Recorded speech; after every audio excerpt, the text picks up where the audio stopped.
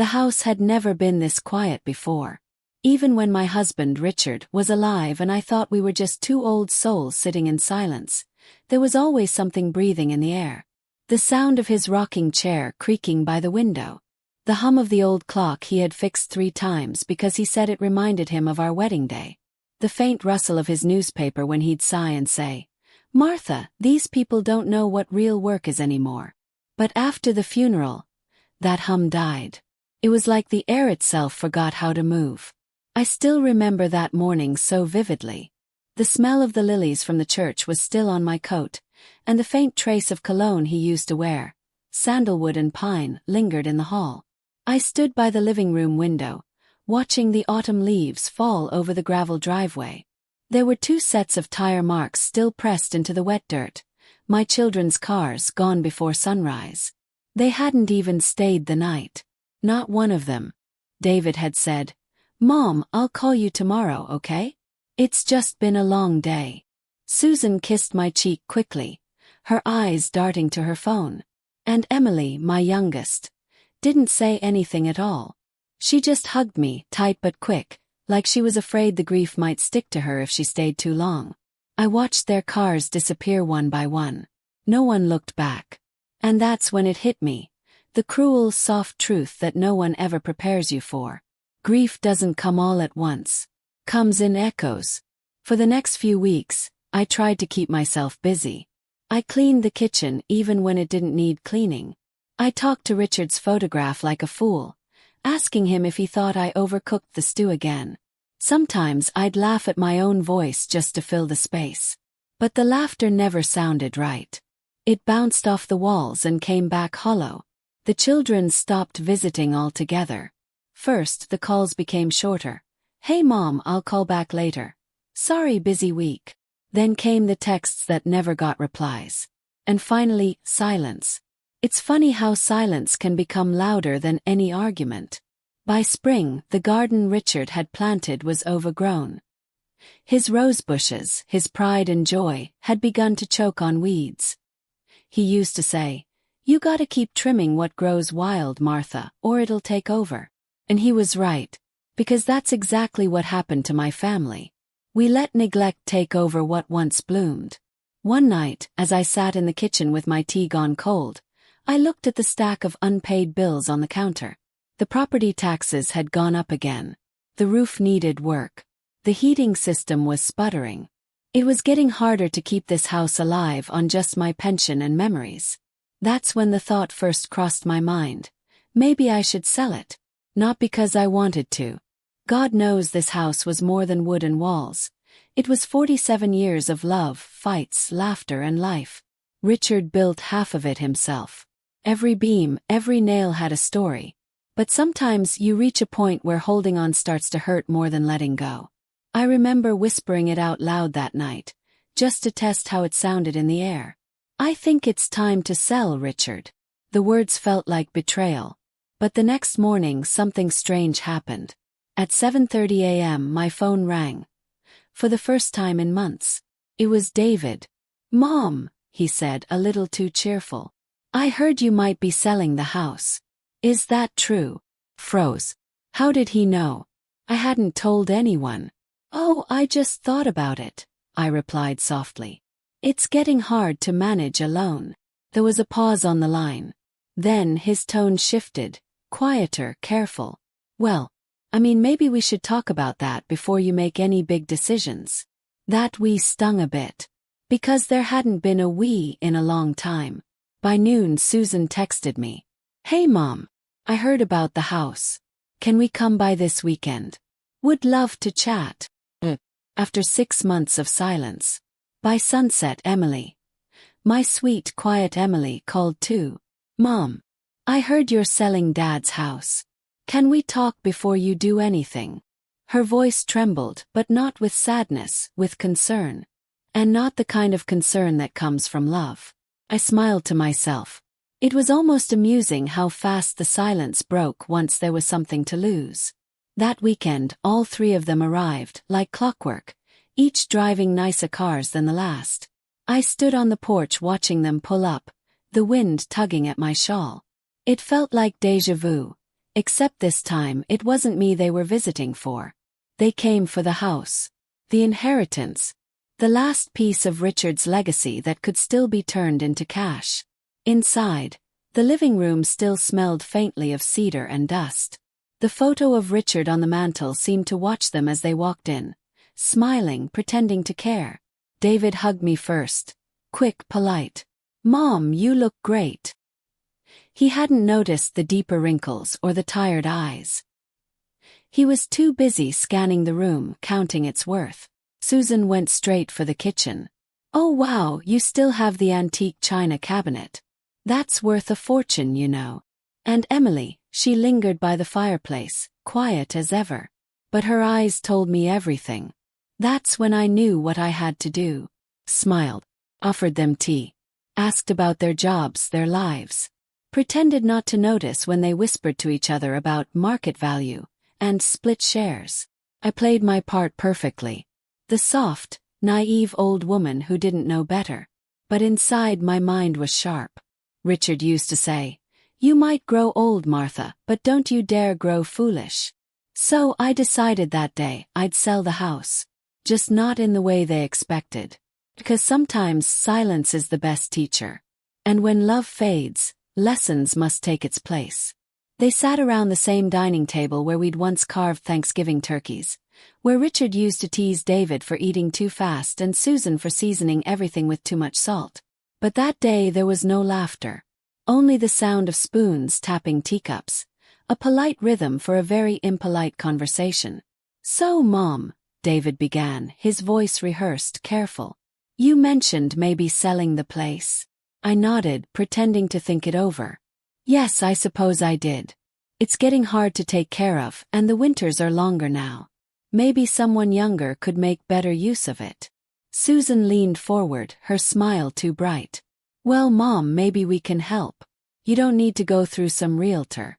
We could buy it from you, keep it in the family." I could almost hear Richard's chuckle in my mind. Keep it in the family, huh? The same family that forgot she existed for half a year. Emily stayed quiet, eyes down, stirring her tea even though there was nothing in it. Her silence was louder than both of them combined. David cleared his throat, shifting in his seat. "Look, Mom, it's a big property. I'm sure you'll get offers, but you don't want strangers living here, do you? It's sentimental." "Sentimental," I repeated softly, watching his hands fidget with his watch. "That's a lovely word. You remember your father built that barn himself?" "Yeah," he said, glancing toward the window. Well, it's old, but I'm sure a contractor could fix it up. Maybe turn it into a rental or something." There it was, the real music beneath the words. Money. Always money. They weren't here to preserve memories. They were here to cash them in. Susan spoke next, crossing her legs, leaning forward like a lawyer closing a deal. "Mom, how about this? You sell it to us at a family price and we'll take care of all the costs. You can move into something smaller, maybe closer to town. You'll have everything you need. No stress." Her voice was coated in sugar, but I could taste the arsenic beneath. Smiled. "That's very thoughtful, Susan. And where exactly would I move?" "Oh, I don't know," she said lightly, waving her hand. "There's that new retirement community near Mesa. They have all sorts of activities, yoga, crafts, little trips. You'd love it. A retirement community.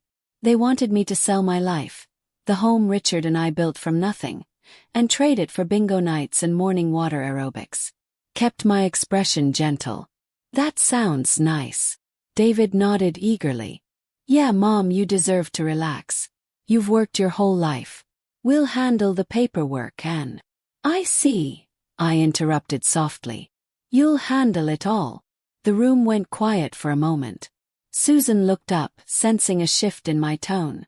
"Mom." I smiled again, the same calm smile I'd learned from years of keeping peace between siblings. "Tell me something, Susan. When your father passed, who took care of the funeral arrangements?" She blinked. "Well, you did, of course. And who handled the estate taxes?" "You did.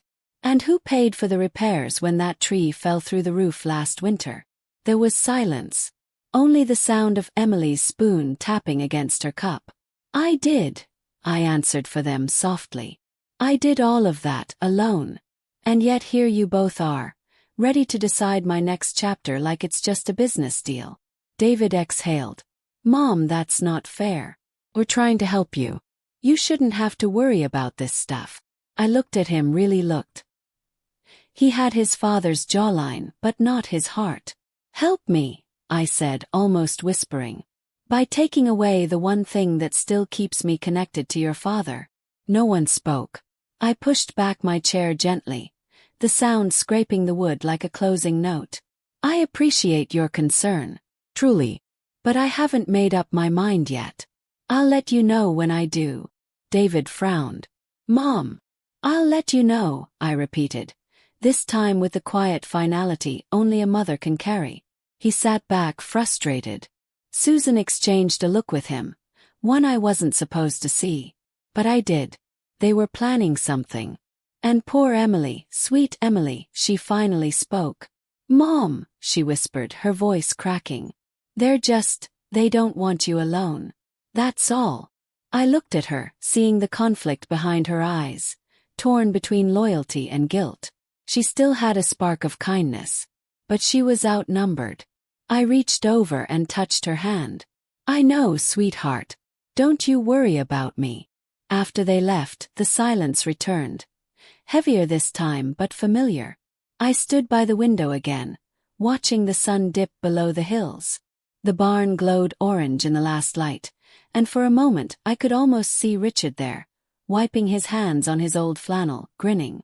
Don't let them take it from you, Martha. His voice echoed in my heart. You worked too damn hard for that dirt. That night I couldn't sleep. I walked through every room. The living room, the kitchen, the narrow hallway lined with photographs. Every creak of the floorboard was a memory whispering back to me. And that's when I made my decision. I would sell the house, yes, but not to them. Not to anyone who saw it as a pile of lumber and cash. No, I'd sell it to someone who'd love it, who'd need it. Someone who would fill these rooms with laughter again. And as for my children, well, I'd leave them something else entirely. Started with a letter. A simple white envelope that came in the mail one chilly morning, tucked between bills and grocery coupons. It was from an old friend, Harold Benton, the lawyer who had handled my husband's estate after he passed. I hadn't spoken to Harold in years. The handwriting looked shakier, older, but still familiar. He wrote that he was retiring soon, and before closing his practice, he was reviewing all his old clients' files, just to make sure everything is properly recorded. At the bottom of the letter, he'd scribbled, Martha, there's something about Richard's will I think you should see. I should have told you sooner. I sat at the table, reading that line over and over again until my tea went cold. Something I should see.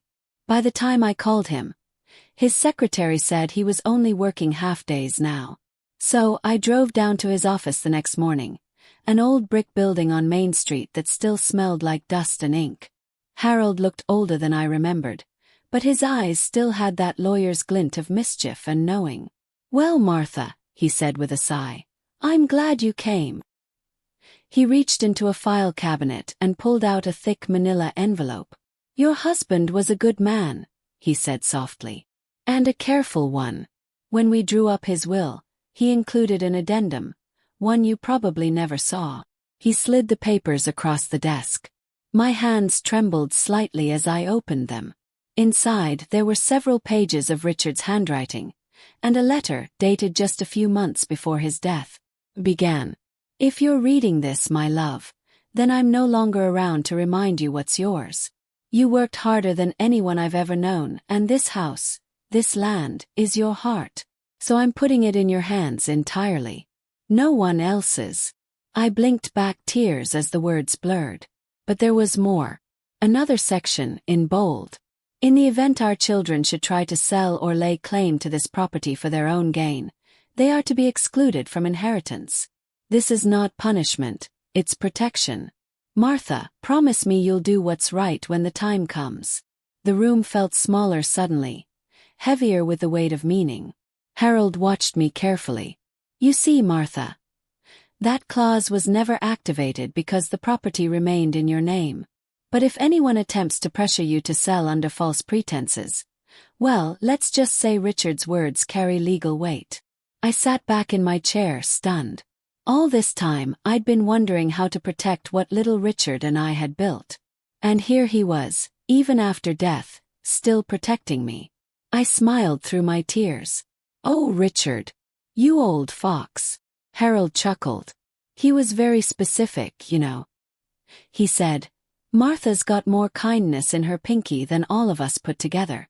But she'll need a little legal armor someday. Looks like he was right. I left his office clutching that envelope like a shield. That night I didn't sleep much. I walked the property again. The old gas pump, the sagging barn, the desert stretching endlessly beyond. The moonlight hit the cracked concrete where Richard used to park his truck. It wasn't much, but it was ours. And suddenly, I knew exactly what I had to do. 2 weeks later, David called. Mom, any updates about the sale? His voice had that falsely polite tone that always meant he was nervous. I smiled into the receiver. Oh yes, I've found a buyer. There was a pause. You did? Yes, I said sweetly. A lovely young couple. They're moving here from Phoenix. The husband's a mechanic, and the wife wants to open a small coffee shop. They loved the land. Said it reminded them of where they grew up. Susan's voice suddenly joined the call. I could hear her whispering in the background. What did you sell it for? Oh, I can't quite remember the number, I said, feigning forgetfulness. Something fair. I just wanted it to go to someone who'd take care of it. You sold it already. David sounded panicked now. Mom, you can't just. I can, I said calmly. It's my property. Remember. But Mom, I'll let you know when the paperwork is finalized. Have a lovely evening, dear. And I hung up. I poured myself a glass of wine after that. The quiet after hanging up the phone was sweeter than any music. But here's what they didn't know. The buyer wasn't just a random couple. The mechanic, Tommy Wilson, was one of Richard's old apprentices. I'd known him since he was 17, greasy hands and all. He'd built his first motorcycle in our garage. And when Richard passed, Tommy had cried at the funeral harder than my own children. He was like the son we never had. When I called him and told him the situation, he didn't hesitate. Miss Martha, he said, I'll buy that place from you, every inch of it. I'll take care of it, just like Mr. Richard would have wanted. And I'll make sure your name stays on the land record, no matter what. We signed the papers quietly. No fuss, no drama. Harold handled the legal details.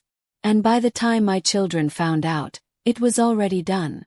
A few days later, Susan showed up at my door, red-faced, furious. How could you, Mom? She hissed. You didn't even tell us. You sold the house to strangers. I looked at her calmly, folding my hands. Strangers? Oh, I don't think so. Tommy's been like family for years. David arrived minutes later, storming through the gate like he owned the place. You're making a huge mistake. You can't trust people like that. They'll take advantage of you. I tilted my head. You mean like you tried to? That shut him up. I know about your little plan, I said quietly. I know you wanted to flip this place. You and Susan, splitting the profits. Susan's eyes went wide. Who told you that? No one, I said, smiling faintly. You did. The moment you sat here talking about family prices and keeping it in the family. You thought I couldn't hear the greed in your voices. I may be old, but I'm not deaf. David's face turned red. We were just trying to help me. Yes, you said that before. I walked to the table, picked up the stack of papers Harold had given me, and placed them down gently in front of them. This is your father's will, I said softly. And it states very clearly that if any of his children attempt to claim or sell this property for profit, they forfeit their inheritance. Permanently. Susan's voice broke. You wouldn't. Oh, I didn't, I said, tapping the page. Your father did. I'm just honoring his wishes. For a long moment no one spoke. The air was thick, trembling with the weight of years of unspoken disappointment. Then David muttered something under his breath and stormed out. Susan followed, slamming the door so hard the wind chime fell. I stood there for a long time just breathing. The house was quiet again, peaceful. The kind of silence that feels like victory. 3 weeks later, Tommy came by with his wife to start renovations. He brought flowers, wild desert lilies, and placed them on the kitchen table. "Miss Martha," he said, smiling, "I know it's still your home in spirit.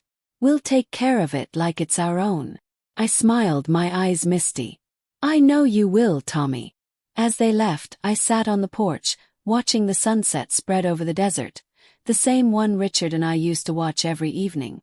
The horizon was burning gold, the wind whispering through the mesquite trees. And I realized something then, something my children might never understand. Family isn't blood. It's loyalty. It's who shows up when everyone else forgets you. They'd lost a house, yes. But I'd found peace. And in the quiet hum of the evening, as the first stars began to flicker in the sky, I could almost hear Richard's voice again. "Told you, Martha. You've got more fire in you than any of them ever will." Smiled. "You were right, dear. As always." For a few peaceful weeks, I thought the storm had finally passed. The air around the old gas station felt lighter somehow, as if the land itself had been waiting for someone to do the right thing. Tommy and his wife started cleaning up the old workshop, painting the walls, and repairing the cracked floorboards. They'd often call me to sit with them in the evenings, share lemonade, and talk about Richard's old cars. But peace never lasts long when greed is involved. It was a Thursday morning when the first letter arrived, from David's lawyer. I remember standing by the mailbox in my robe, the desert wind brushing my hair as I tore it open. It was a demand letter, formal, cold, threatening. They were contesting the sale, claiming I was mentally unfit to make legal decisions. They wanted the house, the land, and my power of attorney. My hands trembled, but not from fear. No, it was disappointment. I sat on the porch for a long while, watching a tumbleweed drift across the road. When you raise children, you dream of the day they'll stand tall on their own, not the day they'll try to tear you down for what's yours. Still, I wasn't shaken. I'd lived through harder winters, harder heartbreaks. I called Harold first thing. He chuckled softly when I told him, "Let them try, Martha. You've got more paperwork on your side than they do decency." But I could tell from his tone he was preparing for battle. The next week they came in person, David and Susan, both red-faced and puffed up with false righteousness. They didn't even knock. Just barged into the yard like they still had some claim to it. "Mom, we need to talk," David said sharply. "Do we?" I asked, rocking gently in my chair. Susan waved a folder in her hand. "We talked to a lawyer. You can't just sell property like that. Especially not when it's been in the family for generations." I smiled faintly. "You mean the property you both called worthless desert dirt a few months ago?" That shut her up. "Mom, stop trying to be clever," David snapped. "We're just looking out for you. Tommy's taking advantage." "Enough," I said, standing. My voice was quiet, but it made them both freeze. "I've heard enough lies dressed as love. You've made your intentions clear." I turned and walked inside. A moment later, I came back with a folder of my own, the one Harold had given me. "This," I said, holding it out, "is your father's real will." David's eyes narrowed. "You're bluffing." I laid the document down on the table. The old paper fluttered in the wind. "Read it. Every line. Especially the part that says you forfeit your inheritance the moment you try to sell or manipulate this land for money." Susan's face went pale. "That can't be real." "Oh, it's very real," I said softly. "And legally binding." David clenched his jaw, eyes darting across the paper. "This doesn't change anything. You can't keep this up forever. You're getting old, Mom." I looked him dead in the eye. "Maybe. But I'm still strong enough to protect what your father left behind." He scoffed and stormed off toward the truck, muttering something about lawyers fixing everything. Susan followed, but not before turning back with a look I'll never forget. Half anger, half shame. That night, the desert felt quiet again. The stars stretched endlessly above, and the wind whispered through the dry grass. I sat with a cup of cocoa, thinking about the years gone by. Birthdays, holidays, all the times my children had once laughed with me under this same roof. It's strange how love can turn into something unrecognizable. But deep down, I knew this wasn't over. And I was right. 2 weeks later, I got a call from Harold. His voice sounded excited this time. "Martha," he said, "I think you should come to the property. Tommy found something while digging near the back lot." My heart skipped. Something. He chuckled. Something valuable. I drove out the next morning. The sun was just rising, painting the desert gold. Tommy was standing near the old fuel tanks, dirt on his jeans, sweat on his forehead, grinning like a kid who just struck gold. "Miss Martha," he said, waving me over. "You're not gonna believe this." Behind him there was a wide pit, about 3 feet deep. Inside I saw metal long rusted shapes that looked like pipes. But as he brushed off more dirt, I realized they weren't just pipes. They were boxes. Dozens of them. Harold knelt beside one and pried it open carefully with a crowbar. Inside was a stack of sealed glass jars, each one filled with old silver coins. Richard had collected coins for decades. But this was his hidden vault. Tommy's eyes went wide. "There's gotta be hundreds of these boxes, Miss Martha. Maybe thousands of coins." Harold chuckled. "I'd say your husband hid a small fortune out here." I sank to my knees, tears streaming down my face. Richard, that clever, stubborn man. He'd always joked about saving for a rainy day. But to bury it under the gas station, that was beyond me. As they lifted the boxes out one by one, Harold found another envelope, sealed, brittle, and labeled in Richard's handwriting. "For Martha. Only when they've forgotten what matters." My breath caught as I opened it. Inside was a letter. "My dearest, if you're reading this, then time has done its work. The land was never about money, it was about memory. The world changes, people forget what love costs. I wanted to make sure our work here meant something. The silver is worth plenty, but that's not your treasure. Your treasure is peace, Martha. And the knowledge that those who chased wealth will never find it." I wiped my tears. Even from beyond the grave, Richard was teaching lessons. The discovery made local news. Tommy called in an appraiser who confirmed the coins were authentic.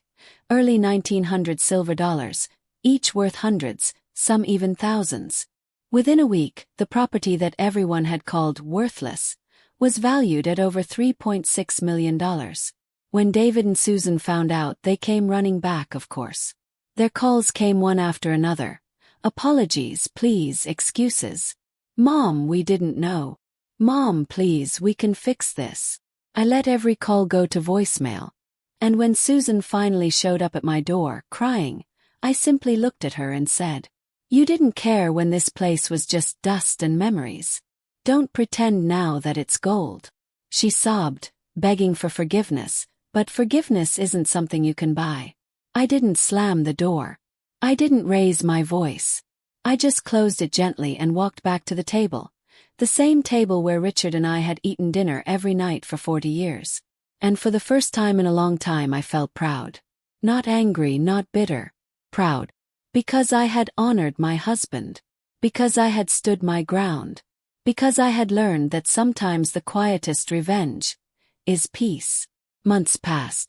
Tommy and his wife finished renovating the gas station into something truly beautiful. A small cafe and auto museum called Martha's Stop. The front sign read, "Dedicated to those who never gave up on family, even when family gave up on them." People came from all over to visit. Travelers, old friends, even some who'd known Richard back in the day. I'd sit by the window most mornings with my tea, watching cars pull in, hearing laughter and life fill the place again. The land was alive once more. And as for my children, well, life has a way of humbling people. Their big city investments went south. Their houses were foreclosed. But I didn't gloat. I didn't call. One day maybe they'll understand that money fades, but character doesn't. Until then I'll be here, watching the desert bloom again, knowing that somewhere in the wind Richard's laughter still echoes. "You did good, Martha," I could almost hear him say. And I'd smile, whispering back, "I know, dear. We both did. You know. Sometimes life teaches you lessons in the harshest ways possible. Not through kindness or luck, but through the silence after a slammed door, or the loneliness that follows betrayal. For the longest time, I thought losing my children's love was the worst pain I could ever feel. But now, looking back, I see it differently. Sometimes the people you love the most must walk away, so you can remember who you were before you started begging to be loved. When Richard died, I lost my compass. I spent years believing that keeping my family close, no matter the cost, was what he would have wanted. So I let them speak over me, use my kindness as currency, and treat my memories like clutter. But love isn't about being silent so others can stay comfortable. Love, real love, protects what's sacred even when it means standing alone. I remember the night I signed the papers to sell the property. My hands were shaking, my heart pounding. For a second, I thought I was betraying Richard's memory. But now I know. I was protecting it. When Tommy handed me those final keys, I saw something in his eyes I hadn't seen in a long time: respect. Not pity. Not obligation. Just respect. And that meant more than any apology I could have ever gotten from my children. You know what's funny? The world keeps spinning. It doesn't care about your heartbreak, your arguments, your grudges. But what it does remember is kindness and courage. That old gas station was never just land. It was a story about a man who built something from nothing, and a woman who refused to let greed erase it. When people come by Martha's stop now, they see the pretty walls, the coffee cups, the photos on the shelves. But what they don't see are the nights I spent crying in the dark, whispering to a ghost, asking what I did wrong. They don't see how heavy a phone feels when it never rings with a child's voice. They don't see how hard it is to keep faith in love when your own blood turns away. But I see all of it, and I still choose to forgive. Because bitterness doesn't protect you, just builds a higher wall between you and peace. And I've built enough walls in my lifetime. I sometimes wonder if my children will ever drive back here again. Maybe one day they'll stop by the cafe, not knowing who's sitting by the window. Maybe Susan will order coffee, and David will look around, realizing how wrong they were. Maybe they'll see that the worthless land they abandoned has become a place filled with laughter, hope, and community. And maybe, just maybe, they'll remember what their father used to say: a good heart is the richest soil of all. I can't say I'm waiting for that day. I've learned that waiting for someone to change is like waiting for the wind to blow the way you want. It never listens. But if it happens, I'll smile. I'll pour them a cup of coffee. And I'll tell them about the treasure their father left behind. Not the silver, not the money, but the lesson. The one they forgot. That love isn't proved by inheritance. It's proved by presence. You know, after everything, I think the greatest gift I ever gave myself was peace. When you stop chasing closure, it finds you in the quietest ways.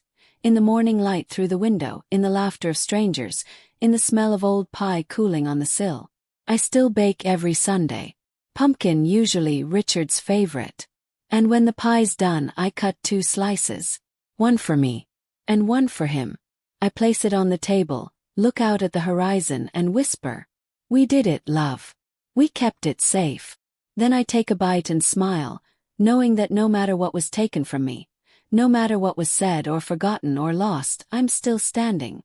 And this old house, this desert, this tiny cafe full of life, they're all proof that sometimes, being unwanted is just the universe's way of making space for peace. If you've ever been turned away by your own, if you've ever been told you're not welcome at your own table, I want you to remember this. You are not defined by who walks away from you. You are defined by how you keep walking anyway. There will come a day when your name, your love, your sacrifices, They'll echo louder than any cruel word ever spoken to you. Maybe not today. Maybe not tomorrow.